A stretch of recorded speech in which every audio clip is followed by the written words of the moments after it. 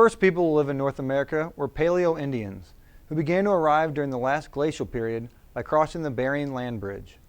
They came in numbers of diverse cultures and communities across the continent. The largest and most advanced pre-Columbian civilization in North America were the Aztecs in what is now known as Mexico, and the Mayans in the Central America. European colonists began to arrive starting in the 16th and 17th century, wiping out a large number of Native American population and began an era of European dominance. We're lucky here at Lake of the Ozarks to have some guests come by and bring a little bit of that history with them. We have Steve Lee, Richard Whittle, and David Covington on the show today. So stick around. We're going to be talking a lot about a lot of natural history when we return. What happens in the Lake of the Ozarks impacts all of Missouri, and at the same time, what happens around the state impacts you and the entire lake region. That's why Missouri Viewpoints matters. Hi, I'm Mike Ferguson. We get the information you need for your family and your community, and we get it straight from the newsmakers. We don't stop at sound bites here. On Missouri Viewpoints, we get the whole story and why that matters to you. Information is power, and Missouri Viewpoints is the lake's power source, right here on Lake TV. Welcome back, and we have guest Dave Covington. Dave, welcome to the show. You've come around here quite a bit this time of the year, and you have a big artifact show going on here at Lake of the Ozarks here in about a week. February 22nd. And that brings in a lot of people with artifacts from all over this area and the country. Yes, we're very popular, very well known. Tell us a little about the show, how it all shakes down. This will be our 8th consecutive year. Like we've said, we draw people in from probably 7 or 8 different states right here local. Well, it's here locally up in Osage Beach. Talk about where it's at. It's over by Bagnell Dam, which everybody is familiar with Bagnell Dam. It's 5419, business 5419. We'll have signs up, so you won't have any problems finding it. And that's the Elks Lodge, correct? No, Lions. Oh, the Lions Lodge. Lions I'm sorry Club, there. Yeah, Lions. And that's been going on for quite some time. You started there pretty small, and it's really grown into something. It has. It definitely has. Yeah, it's quite exciting. A lot of the locals like to come to our show, and our exhibitors. There's many shows throughout Mid-America, and they like our show because they get a lot of walk-through traffic. A lot of people. This is Indian country. People, you can be walking along a creek bed or a river and stumble over a point. Yeah. Tell us a little bit about what you brought today. There's some tools. These are definitely Indian tools. They use them for different things. Like we'll use a shovel or something to dig in the ground or whatever. A lot of these were actually used for that. This one is called a celt, a flint celt, which is more of a rarer type of a tool. And this one is also a celt. It's made in speckled hardstone, which is very hard, extremely hard, and we're not quite sure how the Indians actually made a thing. If you notice, it's very polished from this point down, and that's from extreme use. This one over here, this was at one time, if you notice the grooves here, that's where the wood hooked on to this tool, and probably used for chopping, a chopping type tool. And you were talking about it. They basically find a nice size rock and then just start chipping away to get that nice sharp side to it.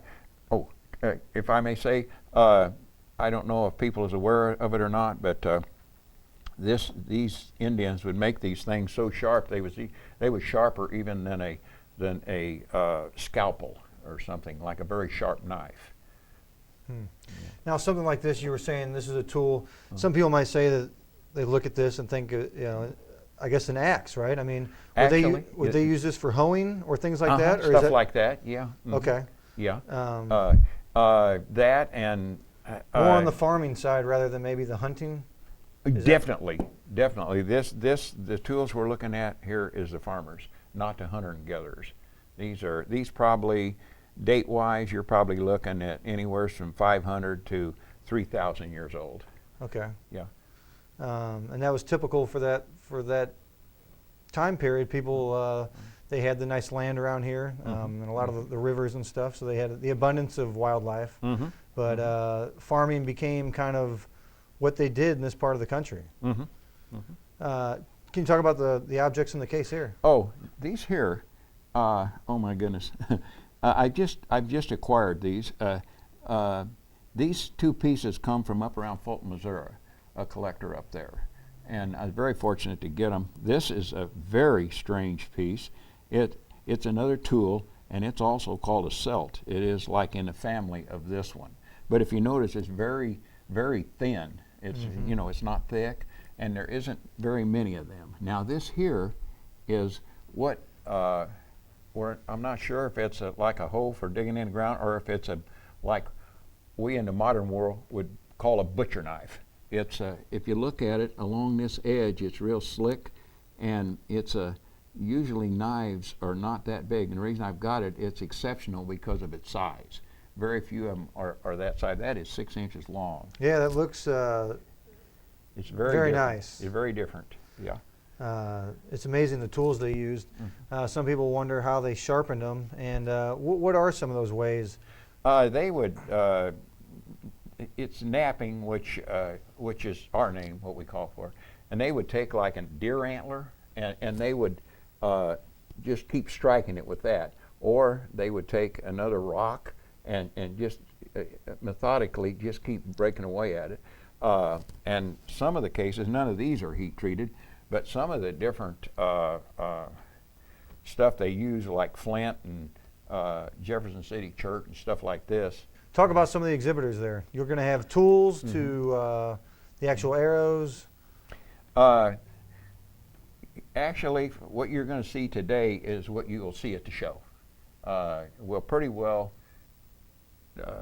familiarize you with what you're going to see, and you're going to see a lot of them. We have Terry Allen. He's a lawyer out of Jeff City. He has a huge collection. The other men will be coming on, Steve Lee, and Richard Whittle has probably got one of the biggest personal find collections probably in existence. Yeah, some amazing people will be coming out to the show. So stick around. We'll have 2 more guests coming up when we return.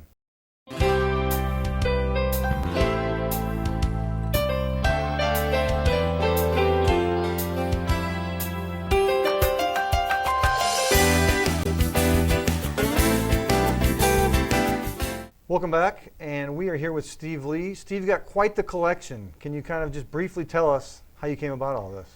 Well, it's a 25-year collection, mostly local arrowheads. I've been actively trying to acquire the local stuff, the best stuff, for a good representation of our area. This is a frame of spears and arrowheads it's one frame out of the timeline. I have 4 large frames, and this is the archaic period, and a lot of this is from this area of Missouri, right? Oh yeah, right the here Ozark in region. In the Ozark Plateau.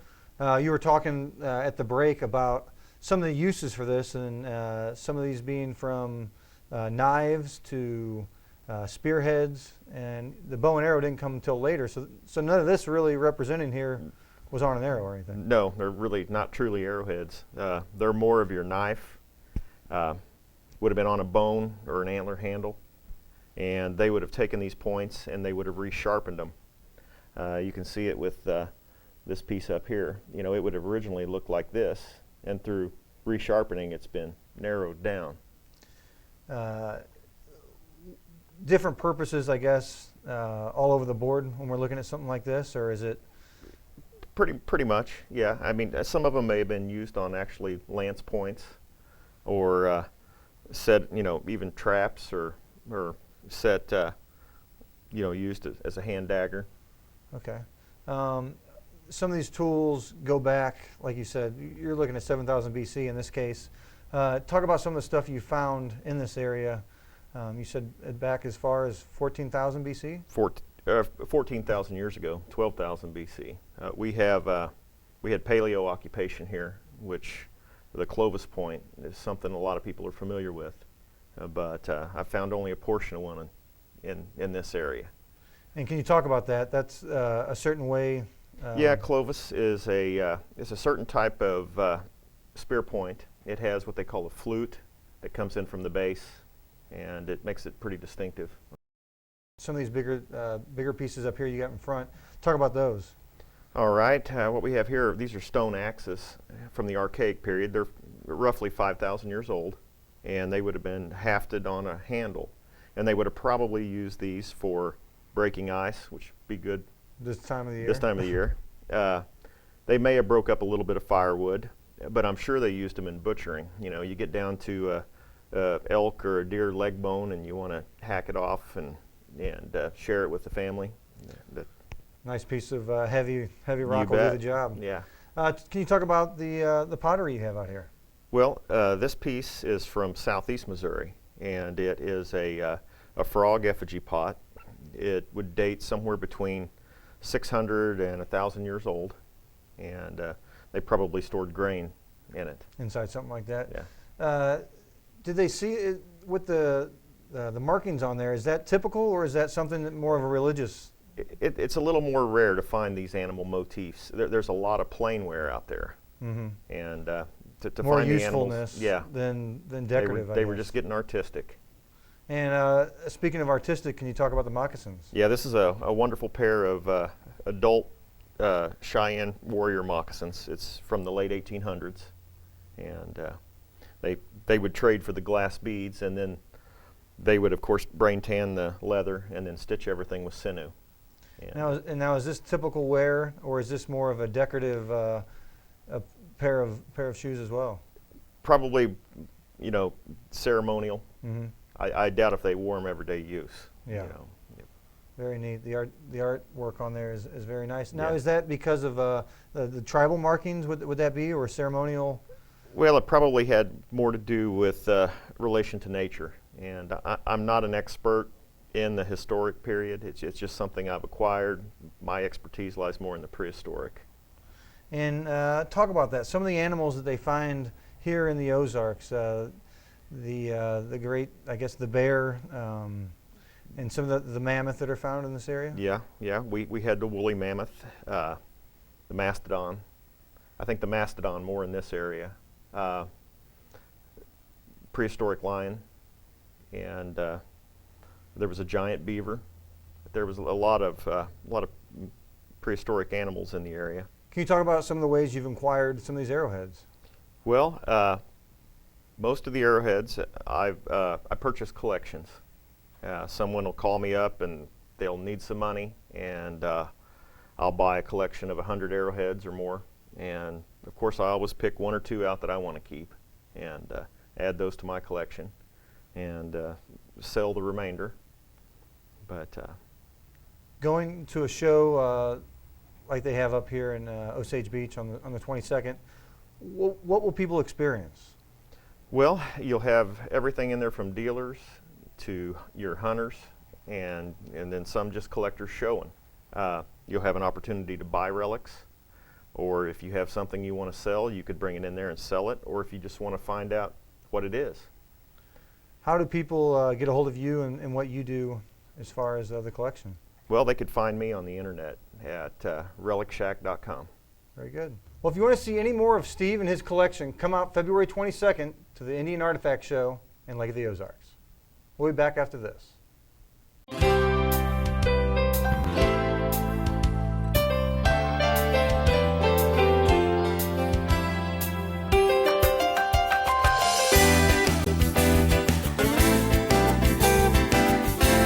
It's January 27th.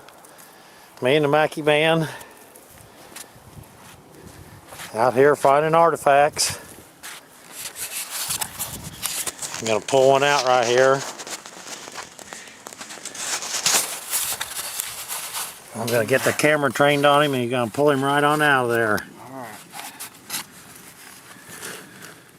Oh, make it be whole. Oh, That'd have been God, awesome one, got too. it. Man. We need to put a name on these points, Richard, because they're all looking exactly the same. Yeah, we'll have to figure it out. This one here is busted tip number 99. Thanks for sticking with us. We are lucky enough to have Richard Whittle in the studio with us. Richard, you are kind of a YouTube legend and artifacts legend, really, here in the United States. Thank you. Can you talk about some of the examples you brought here today? Well, what I did was I brought some stuff from anywhere from like 200 years old to back to 10,000 years old. Bird points, and I brought some antler tools and the tools that they use to make the points with, which some people don't realize they use bone to make the tools. I brought, like most people would probably know, the Beagle Cache. They've seen it on TV or on YouTube. I brought the Beagle Blade, and I brought like a Clovis, which is the oldest point, and just a few different, varieties from each kind of era, like from the 5000, from the Archaic, and from the Woodland. You have a unique story when it comes to doing this. You were a fisherman. You said you used to make fun of people that would go out and waste their time collecting. I did. I used to call my uncle stupid for for collecting rocks. So what snapped in your brain to get on this? Well, it's one day I was down on the river fishing, and nature called. I hate to say that, but it did, and I had to go behind this log. And when I went behind that log, there was an arrowhead laying there, and I started looking around, and I found 5 of them that day. And from that time on, everybody kept telling me, Richard, why don't you go back to fishing and quit picking up all our arrowheads? Because you literally are kind of a legend in the area, and you brought some great pieces. Can you talk about like the mastodon tooth you brought here? Yeah, I can. The mastodon tooth is a baby tooth. It's I found it on somewhere secret. I can't tell you where, but I found it walking in a creek, and I seen the teeth sticking up. They just looked like a saw sticking up. And of course, when I first picked it up, I didn't realize what it was until I came back home and I got online and got to studying, because we have mastodon and we have mammoth teeth. And of course, the mastodon, they said, was much rarer. So I was and it was a baby tooth. Yeah. Which is not even an adult tooth, so it got popped out in the mud and stayed there for I don't know how many thousands of years it takes to solidify them. But now, a big thing that you've got online is your videos that you post. You actually bring cameras with you and kind of show the hunt in the progress. I almost brought my camera today to show this in the progress. I thought I better not do that, but I take a video with me everywhere I go. Talk about that. I mean, your videos are just awesome. You're out digging in the dirt. All of a sudden, you'll come into something rare, and it seems like you find pockets. And yeah, well, oh yeah, it's exciting. It's I like walking, love walking and finding them, but digging it's more gratifying, because a lot of people don't realize you got to dig sometimes for days before you find that one. But when you find it, it's sitting there the way it was, the way that guy left it there, and it's never been rolled in the creek or whatever, and it's just like the day they were going to use it. yeah.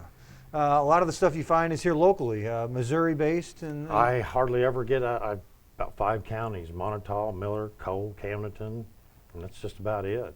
And I got to stay close because I'm a bondsman. I got to be able to go write a bond anytime. Talk about what you found here in these counties. I mean, these civilizations have been here a long time.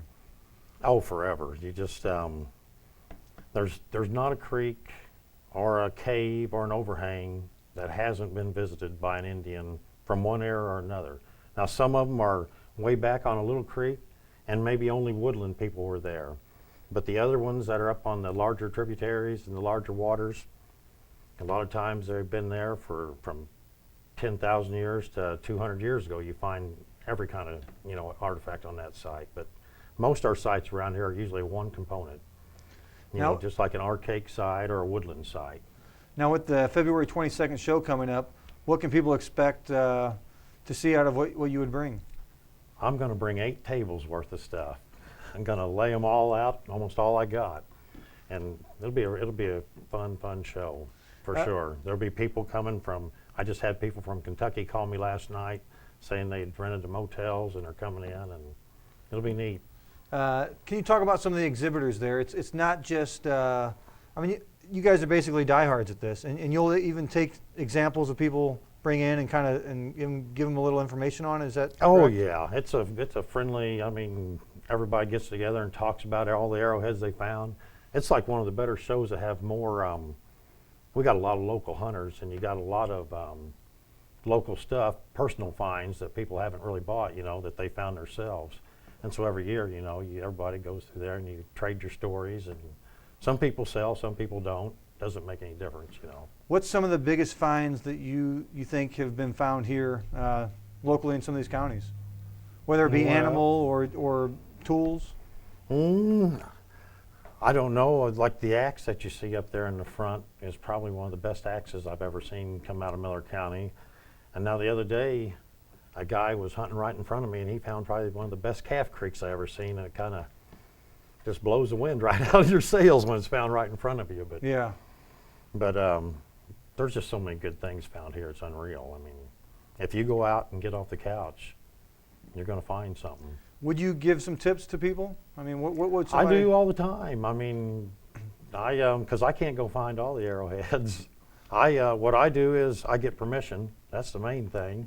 And then you take a certain piece of ground and you walk around that ground until you find a place where you think you would like to camp for the next month, where you can have some water and some food and some shelter. And more than likely, that's where you're going to find the arrowheads at. Very good.